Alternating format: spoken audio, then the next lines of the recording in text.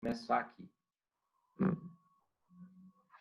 O Anápolis que está quente.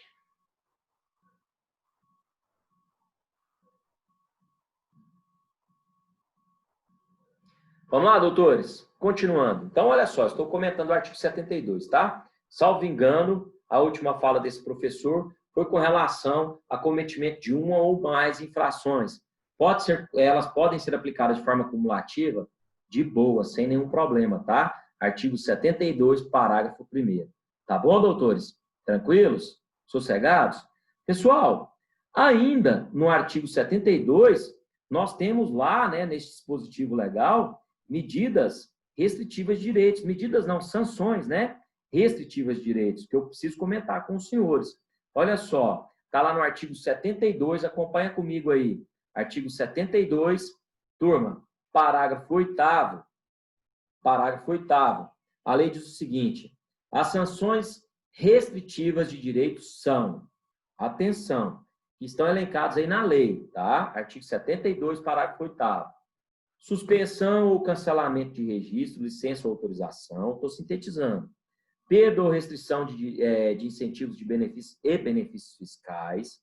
Continuando, perda ou suspensão de participação em linhas de financiamento em estabelecimentos oficiais de crédito, né? E proibição de, olha aí, atenção, proibição de contratar com o poder público pelo período de até 3 anos, que está lá no inciso 5. Proibição de contratar com o poder público por um período de até 3 anos. A lei comenta de proibição de contratar com o poder público no artigo 22, parágrafo 3º, que é só da pessoa jurídica, no artigo 10º, que é em decorrência de crime, mas eu vou falar de tudo, não se preocupem. Eu vou comentar a lei dos crimes ambientais na totalidade, porque eu falo de responsabilidade administrativa, civil e penal com os senhores. Tá bom até agora, meninos? Tá tranquilo? Todo mundo está acompanhando bem? Então vamos lá. Olha só, meninos, doutores, comentando ainda a lei, né? Eu preciso comentar o seu artigo 73, que trata dos valores, o artigo 74, que vai falar aí, né, doutores, que vai mensurar a forma de aplicar essas infrações. O artigo 75, que fala dos valores, meninos. Já comentei o artigo 75. Olha aí, as multas, vou lá no 75. Elas têm início com R$50 e vão até 50 milhões de reais. Pessoal, me perdoem, eu esqueci de comentar uma questão do processo administrativo. Vamos lá. Tá cortando? Tá cortando aí para vocês? Doutores, quando eu falo do processo administrativo para apuração da infração ambiental, não nos esqueçamos dos prazos prescricionais. Neste caso, eu faço alusão à súmula 467 do STJ e ao artigo 21 do decreto 6.514, tá bom? Olha só a súmula 467 do STJ. A súmula 467, pode anotar aí quem quiser. A súmula 467 do STJ, ela diz o seguinte, que vai literalmente, né, prescrever em 5 anos, turma, sempre contados do término do processo administrativo. Terminou, começa a contar 5 anos a pretensão da administração pública de promover a execução da multa por infração ambiental. Agora, ainda dentro desse processo administrativo, só para lembrar aí da prescrição, olha o artigo 21 do decreto 6.514. Mas eu vou comentar aqui, quem não tem o dispositivo não se preocupa. O artigo 21, turma, ele diz o seguinte, tá? Ele diz que prescreve em 5 anos a ação da administração, tá? Objetivando apurar a prática de infrações contra o meio ambiente. Como começa a contagem desse prazo? Contar da data da prática do ato. Da prática do ato. Ou no caso de infração permanente ou continuada, que inclusive eu vou aplicar um caso prático, já apliquei, né, sobre competência, ou então, no caso de infração permanente ou continuada, do dia em que estiver cessado. E muita atenção aí ao artigo 21 do decreto 6.514, pois lá no seu parágrafo 4º, ele diz o seguinte, que a prescrição da pretensão punitiva da administração, ela não vai, atenção, turma, muito importante isso, ela não, a lei diz, ela não elide, ou seja, ela não vai deixar de obrigar ou não vai deixar de lado a obrigação de reparar o dano ambiental. Mesmo que ocorra a prescrição da pretensão punitiva da administração em decorrência da responsabilidade administrativa, essa prescrição não vai alcançar a obrigação de reparar o dano ambiental, que é a responsabilidade civil. Tranquilos, doutores? Tranquilos, pessoal? Sossegados? Tranquilos? Então, vamos lá. Voltando aí agora para... Eu falei do artigo 75, não falei? Que as multas têm início com R$50 e vão até 50 milhões de reais. E falei também que os valores das multas, eles funcionam da seguinte forma. Por exemplo, o crime de poluição. O decreto 6.514, ele vai regular essa questão. Ou o crime do artigo 29, que é a legislação penal especial, que é a lei dos crimes ambientais, lá na parte especial. Olha o artigo 29, matar, caçar, perseguir animal silvestre. A lei, ela trata da pena, por exemplo, que é a detenção de 6 meses a 1 ano, matar esse animal silvestre sem a devida licença ou autorização. A lei trata da pena e fala detenção de 6 meses a 1 ano, salvo engano, tá, doutores? E multa. Só que lá o decreto 6.514, turma, lá no seu artigo 29, ele fala do valor da multa, tá bom? Salvo engano, o decreto lá no artigo 29, que trata, né, dessa conduta do artigo 29, não, lá no artigo 24, que fala, não é a mesma, não quer dizer que o decreto tem a mesma disposição da lei. Fala matar, caçar, perseguir, coletar animal silvestre sem a licença ou em desacordo com a licença obtida. Por exemplo, R$500 por indivíduo de espécie não constante, né, das listas oficiais de risco ou ou que esteja ameaçado de extinção. E aí vai, R$5.000, né, se for da fauna brasileira ameaçada de extinção, e assim sucessivamente. Mas claro que eu não vou comentar o decreto na totalidade, né, doutores? Não tem como. Estou mostrando que o decreto 6.514 regulamentou a lei dos crimes ambientais. Tranquilos até agora? Sossegados? Continuando. Falei dos valores, que vai de 50 até 50 milhões de reais. Professor, as multas são pesadas normalmente? Sim, normalmente os valores são elevados, tá bom? Para quem vai exercer advocacia, inclusive, um mercado bom para se trabalhar. Doutores, continuando, o artigo 73. Acompanhem o artigo 73. O artigo 73 da lei, doutores, ele vai tratar dos valores. E esses valores que foram arrecadados por multas, né, em decorrência de pagamentos por multas, e essas multas, obviamente, por infração ambiental, esses valores vão ser revertidos para o Fundo Nacional do Meio Ambiente, ou para o Fundo Estadual, ou para o Fundo Municipal, ou correlatos, né, conforme o órgão arrecadador. Mas, regra geral, Fundo Nacional do Meio Ambiente, quem aplicou a multa foi a União. Fundo Estadual do Meio Ambiente, quem aplicou a multa foi o Estado. E Fundo Municipal do Meio Ambiente, quem aplicou a multa foi o município. E os valores arrecadados serão aplicados na proteção do meio ambiente. Tá bom? Artigo 73 que acabei de comentar. Agora, eu falo do artigo 74. Olha o artigo 74 aí, doutores, para quem está acompanhando. O artigo 74 fala das medidas, né? Obviamente, se eu falo de multas ambientais, eu tenho que mensurar. E como é que eu vou mensurar? A multa ela vai ter por unidade ou por base a unidade hectare, metro cúbico, quilograma ou outra medida pertinente. Depende do objeto jurídico que for lesado. Posso explicar? Crime de extração irregular de areia. Como é que eu vou mensurar? Por metro cúbico.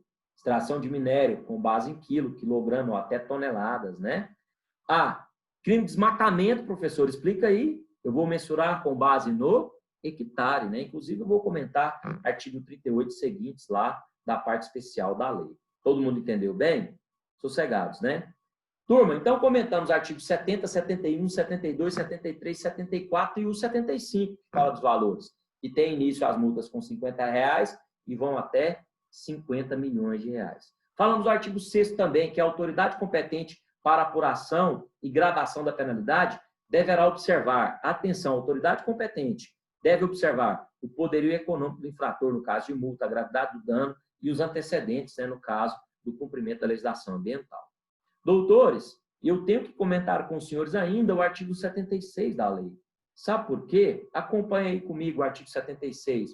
O artigo 76, ele diz o seguinte, que o pagamento de multa que for imposta pelos estados pelo município, pelo Distrito Federal ou território. Então, vamos lá. O Estado de Goiás multou o seu cliente e o seu cliente pagou.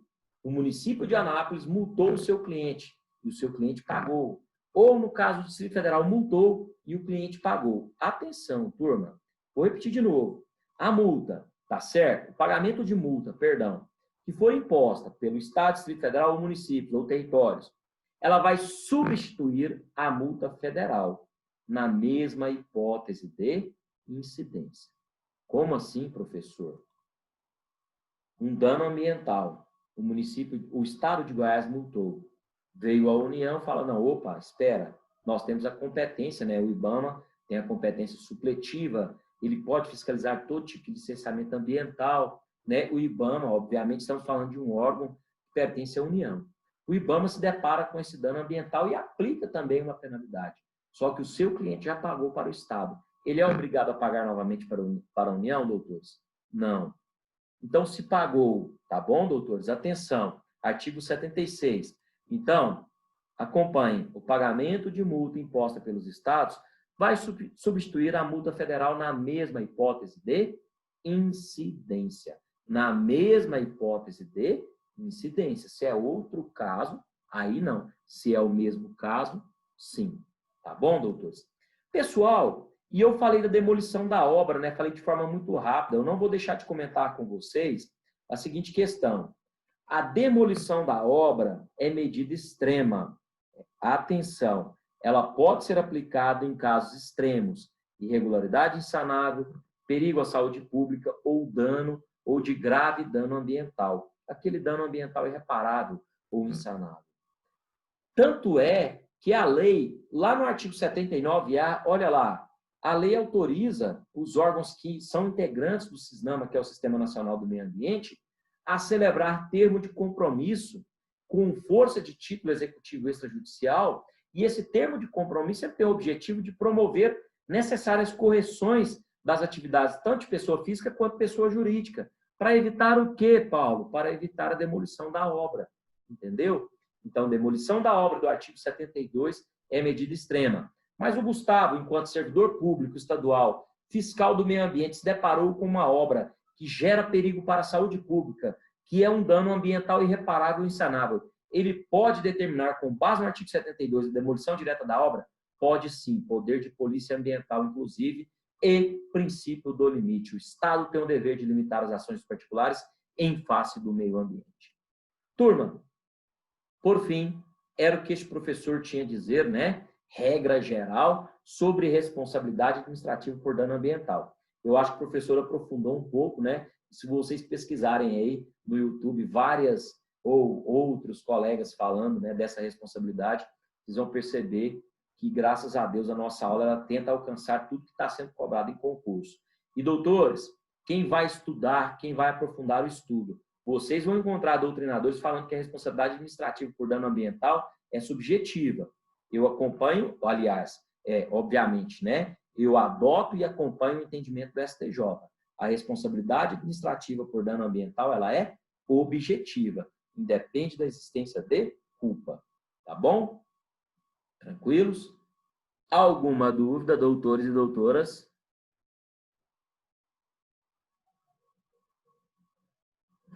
Paulo, Júlia, Fernanda, Juliana, Gustavo, Laísa, colega Isabela, colega Dinan, alguma dúvida? Podem perguntar, eu estou aqui à disposição dos senhores. E na próxima aula eu falo de responsabilidade civil, depois a gente comenta o caso prático. Muito obrigado, né? O Gustavão mandou aí, nenhuma dúvida.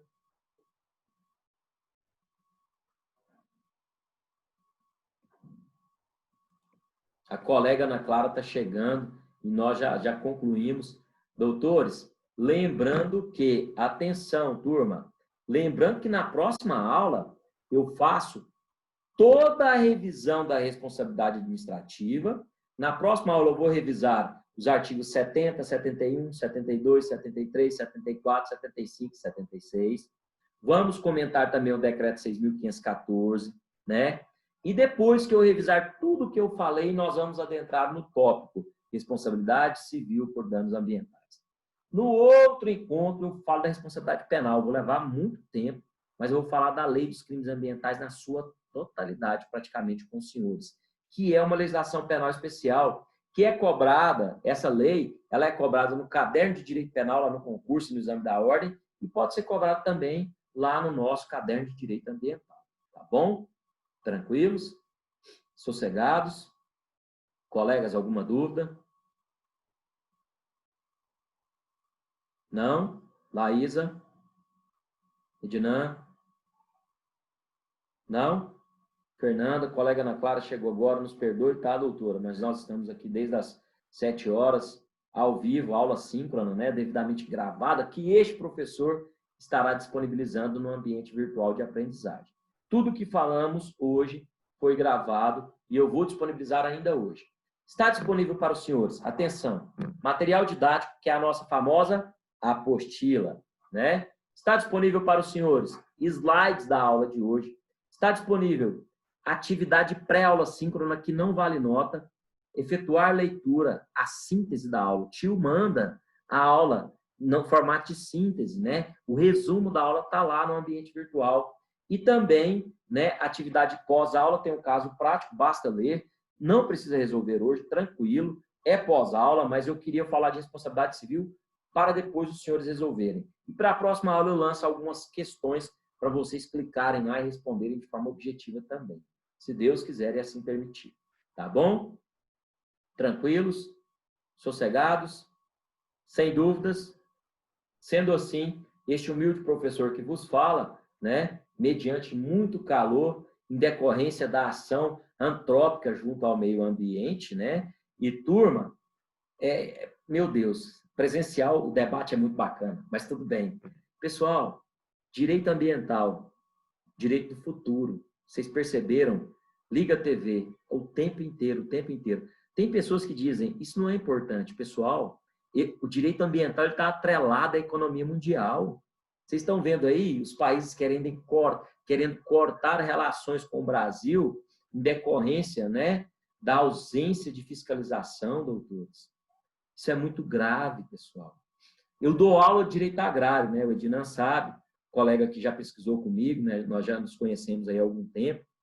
Eu dou aula também de direito agrário e sou advogado nesse segmento, né?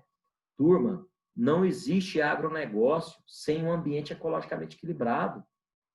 Se eu degradar completamente a minha propriedade, a minha nascente vai secar, o meu rio vai secar, vai ocorrer o assoreamento, que nada mais é do que a terra que está ali, que ela é protegida pela mata ciliar, que tem a mesma função dos cílios, que são de proteger os olhos, né? Ela vai deixar de existir e aquela terra que está na lateral do rio, ela vai para dentro do rio. Automaticamente, o rio seca e morre. Turma, sem um ambiente ecologicamente equilibrado, o agronegócio, ele não tem sustentabilidade, ele não existe. Então, o nosso meio ambiente ele está atrelado à nossa vida, à nossa existência, tá bom? E, por fim, né, já que o professor viajou bastante aí, se nenhum dos colegas não possuem dúvidas sobre responsabilidade administrativa, eu declaro encerrados os trabalhos por hoje, tá bom? Até mais, então, professor. Boa noite. Boa noite. Boa noite aos colegas.